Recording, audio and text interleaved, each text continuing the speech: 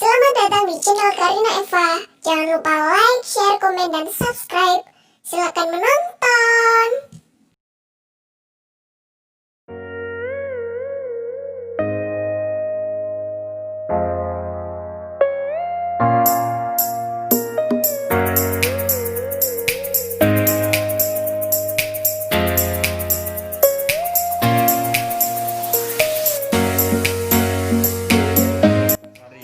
Kakak semua, bahwasanya dalam rangka penerapan masa transisi COVID-19 untuk berkunjung ke Taman Sari kita melalui 3 tahap protap. Yang pertama menggunakan pelindung diri, masker, dan lain-lain. Kemudian yang kedua dengan batasan minimal 5 orang maksimal 10 orang untuk setiap kelompok masuk, ya, dengan biaya tiket 1 orang Rp5.000. Nah, kemudian protap yang ketiga wajib didampingi oleh lokal guide dengan biaya Rp100.000. Nah, andai kata misalnya masnya ini semua berlima, tentunya tiket adalah Rp25.000 karena 5 kali Rp5.000 kan Rp25.000. Kemudian biaya pemandu Rp100.000 berarti 125. Kemudian dibagi 5 orang berarti per orang Rp25.000. Nah, andai kata itu masih belum sanggup, masih bisa menunggu rombongan berikutnya yang jumlahnya 5 orang atau 3 orang. Kalau 10 orang nanti bisa tepat 1 orangnya Rp15.000. Nah, ini kira-kira mau berlima saja atau nunggu yang berikutnya.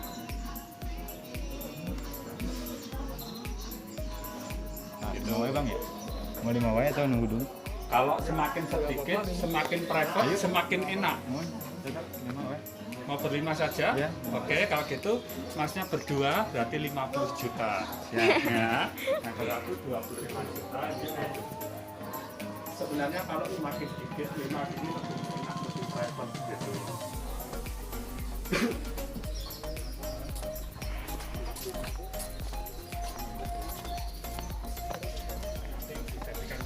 Tiketnya setelah pemeriksaan baru dibagi. Oke ya, selamat menikmati Taman Sari ya. Selamat siang calon pengunjung Taman Sari yang saya hormati. Perkenalkan saya dengan Pak Supri yang akan siap dengan senang hati memandu calon pengunjung yang di hadapan saya ini. Selamat datang. Ada yang pernah ke Taman Sari sebelumnya? Belum, baru kali ini. Sebelum kita masuk, kita sekarang sudah berada di gerbang masuk Taman Sari. Yang pengertian mungkin gerbang pertama ya, tapi sebenarnya ini pintu belakang dulu. Nah, makanya dilengkapi dengan gedung 2 besar, kemudian depannya gedung kecil, namanya gedung pengunjungan, sedang di belakangnya kanan kiri gedung pengantin, karena dulu di situ tempat untuk abdi dalam yang menjaga untuk melayani sultan, yaitu di sana untuk laki-laki, di sini kita tempat pasang. Nah, sebelum kita masuk, depan ini ada gapura yang disebut gapura panggung, dilengkapi dengan ornamen atau patung naga. Itu disebut Candra Sengkala. Candra itu perhitungan, Sengkala itu waktu. Bunyinya catur nogo, rasa wani. Catur tempat, nogo 8, rasa 6, wani 1. 1486 dibalik 1684. Mulai Taman Sari ini dibangun atas perintah Sultan Hamengkubuwono I yang pada waktu memerintah. Baik, kita lanjutkan ke dalam. Ada yang mau foto sebelumnya? Bisa ke atas? Kalau ke atas kita untuk saat ini mohon maaf ya. Tadi mungkin jelaskan di sini ada kunjungannya dibatasi ya, jadi nggak boleh lama-lama. Ada waktu kurang lebih 45 menit itu harus dikunjungi, tapi nanti fleksibel itu aja. Nah, yang penting ada jarak waktu. Mau foto dulu di sini? Ya, kalau mau foto dulu silahkan ya. Nanti kita masuk ke sana. Enggak, ini sekarang sudah masuk tamannya keraton. 1, 2, 3, 4.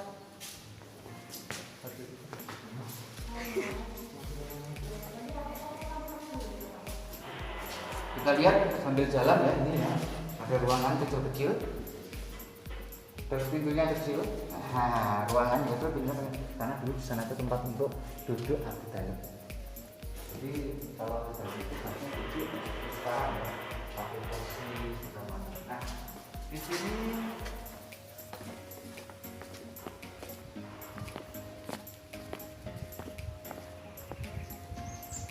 gedung pengantin dan gedung pengundukan, tempat untuk sultan dijamu keluar dari sini.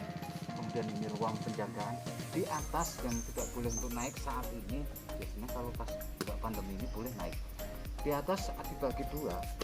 Yang bagian sini itu sering digunakan untuk ketika sultan untuk melihat para putri menari. Di mana narinya? Di sini. Naiknya kanan kiri itu tangga naik. Nah kemudian yang bagian sana tadi kan ada tangga naik. Itu tempat untuk prajurit untuk memantau di balik luar sana itu kalau dipastikan tidak ada mara bahaya. Nah kemudian tempat ini disebut Taman Gedung Sekawan, Mas ya. Kenapa disebut Taman Gedung Sekawan? Taman yang dilengkapi dengan gedung atau bangunan berjumlah 4, bentuknya sama. Sekawan itu kan 4. 1, 2, 3, 4. Tempat inilah dahulu ketika sultan selesai dari kolam istirahat di sini, bukan pesta ya, tetapi istirahat di sini menikmati kesegaran sehabis mandi dengan minum teh hangat dan disiapkan makanan-makanan ringan. Kemudian tempat inilah ditanami berbagai macam tanaman, seperti tanaman yang langka saat ini masih ada yang kita lihat ini. Saya nggak tahu sebelum ke taman sari pernah lihat belum tanaman yang kita tunjukkan ini. Tanaman ini hampir tumbuhnya di daerah keraton, disebut kepo atau bahasa Inggrisnya burahol. Buahnya tumbuh di batangnya. Ini kalau lebat, kalau banyak buahnya seperti pohon stroberi pengapas. Tapi kepal itu kan genggam, jadi genggam. Dulu bukan cuma kepal, tapi ada sawo kecil. Sawo kecil tidak memaknai sarwo kecil. Genggam itu ambil, maksudnya seperti itu. Terus kemudian di halaman ini tempat untuk tarian. Di sana untuk istirahat para solir, di sini anak-anak, di sana kerabatnya, di sana biasanya digunakan untuk sultan oleh permaisurinya. Ada pertanyaan? Tempat ini barangkali ingin tahu. Buahnya bisa langsung dimakan. Kita nunggu matang dulu. Kalau bisa itu digunakan untuk apa? Ini menghilangkan bau. Taman Sari ini luasnya, ini perlu tahu, ada 10,6 hektar dan kemudian ada 57 bangunan. Terus kemudian sekarang tinggal 50% yang lainnya sudah pada hilang. Ada yang mau foto, lainnya enggak, silakan mungkin dengan background sana atau background sini, tempatnya indah banget, monggo. Jadi jauhan kita lihat adanya ukiran. Kalau sana ini naga tadi disebut Condro Sengkolo, tapi beda dengan ukiran ini, bukan Condro Sengkolo ya, tapi Kala Mataram yang memiliki makna tolak bala. Kanan kiri daripada taman atau kebun dikelilingi tembok persegi 8. Bahwa Taman Sari ini sebenarnya dibangun bukan hanya sekedar konsepnya, itu memiliki diambil dari struktur alam 8 penjuru arah mata angin. Ini tengah menuju kebun jalan, di sana pintu masuk jadi 4 ya, menunjukkan timur, barat, sana selatan, kemudian ada utara, kemudian ada barat laut, timur laut dan sebagainya. Setiap sisi mesti memiliki pintu karena ada akses menuju ke kebun dan menuju akses ke tempat lain. Terus ini Kala Mataram tadi sudah saya jelaskan, simbol tolak bala berupa ukiran kepala raja. Monggo kita lanjutkan ke kolam. Bagus ini.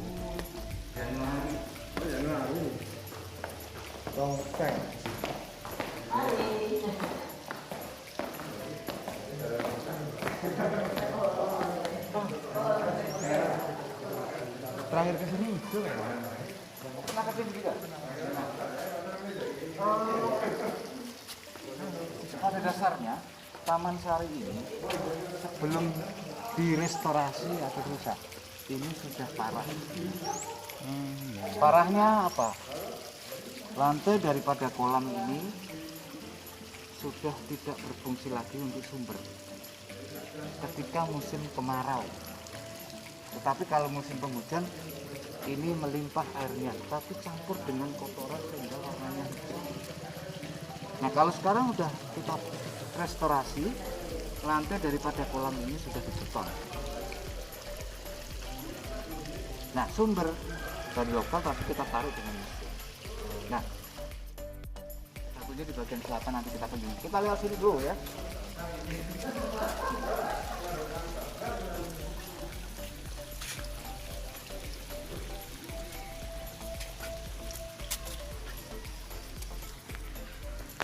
Tiga kolam mandi difungsikan beda-beda sendiri-sendiri.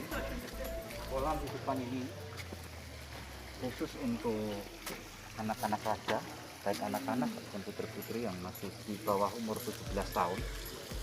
Nah, kemudian di sana ada ruangan kosong. Itu ada 2 ruangan. Sebelah barat tempat untuk ganti, sebelah timur juga untuk ganti. Cuma tiba-tiba yang barat untuk laki-laki, yang bagian timur untuk yang putri. Nah, kemudian yang sana ini itu kolam khusus untuk para selir wisata. Ini kalau orang-orang kita pasti tahu apa itu selir ya. Nah, padahal sultan selirnya tidak cuma 1 2. Sultan pertama memiliki selir 23 selir. Kemudian dari 23 selir itu ditambah lagi 2 permaisuri. Berarti berapa? 25. Itu dari sultan pertama. Nah, dari 25 istri termasuk selir, beliau memiliki anak putra dan putri 35. Dari 35 tambah 25 berapa? Kemudian belum berapa? Artinya Taman Sari dibangun seluas 10,6 hektar itu artinya tidak kurang atau tidak lebih, bahkan pas untuk rekreasi keluarga. Mungkin nggak tahu Taman Sari itu apa kan? Taman Sari sebenarnya sebuah tempat yang digunakan untuk bersenang-senang atau rekreasi keluarga, bahkan istilahnya untuk apa? Mempererat silaturahmi. Karena apa? Anak atau selir itu tinggalnya tidak semuanya di wilayah Kraton Yogyakarta, tapi asalnya dari jauh. Jadi sebelum ada acara Taman Sari, para selir itu panggil sini semua, berkumpul selama 3 bulan tinggal di sini. Kan cukup untuk bercengkrama, untuk mempererat silaturahim antar keluarga yang banyak. Sudah video dengar, kita lanjutkan ke sana, dari sana fokus sana. Jadi saya harap nanti di sana bisa foto, Mas.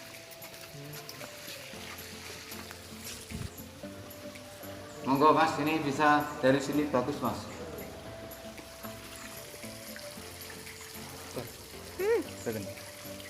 Cara saya foto panorama ya.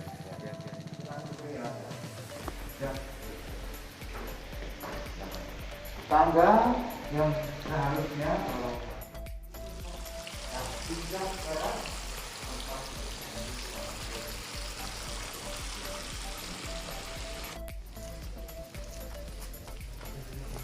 aku gak kira mentok. saya jelaskan untuk belajar pantun. Itu maknanya kalau kita ikuti sama kita contoh sekarang ya. Di suatu perusahaan atau instansi itu kan ada pemimpin. Pernah dengar atau sudah tahu? Saya nggak tahu. Kampung Cyber.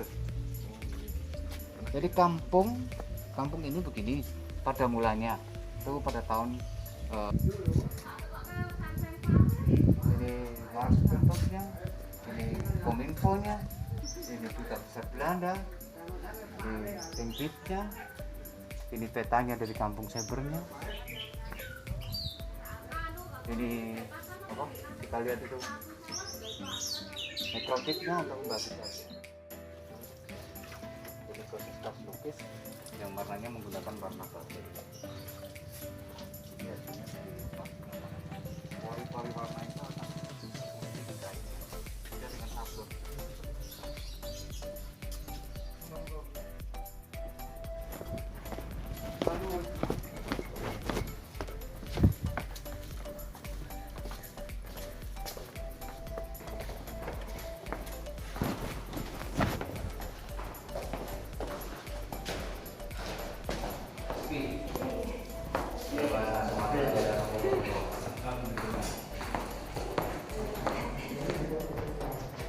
Beri sabar. Ya. Yuk, monggo. Sisi, Bu.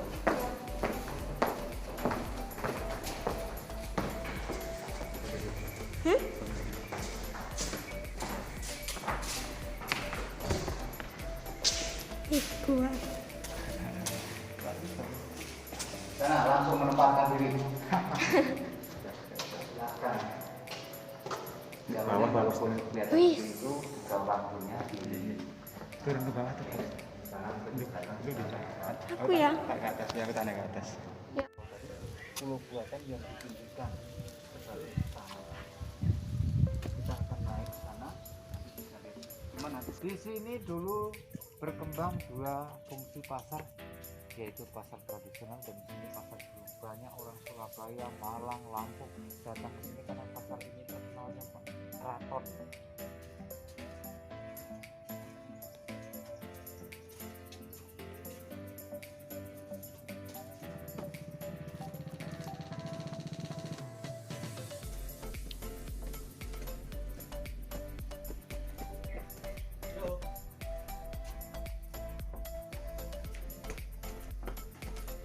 Ini tempat terakhir yang kita kunjungi, situs Pulau Kenanga atau Istana Air. Dahulu istana ini memiliki 2 lantai dan 1 menara. Menaranya di atas. Nah, untuk naik ke atas ini dulu ada 2 ini. Bagian yang bisa digunakan pada waktu itu terakhir 2006. Terakhir digunakan untuk naik tadi. Dulu 2 di sana itu, kanan kiri. Bentuknya seperti patung naga di depan tadi ketika masuk. Ada patung naga yang masuk. Karena di sana tadi 2 di sini 2 di sini 4. Butanya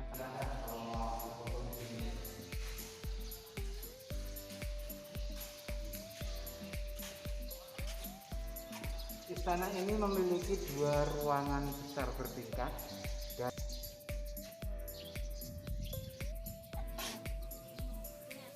Iya. Udah hancur guys.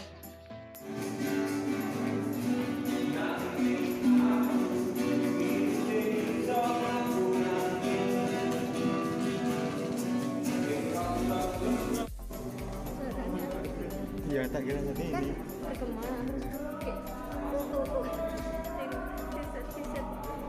Tak kira ini loh, apa rekaman. Iya, mas aku yang di atas tadi kayak netip gitu. Mana nih? Jelas man.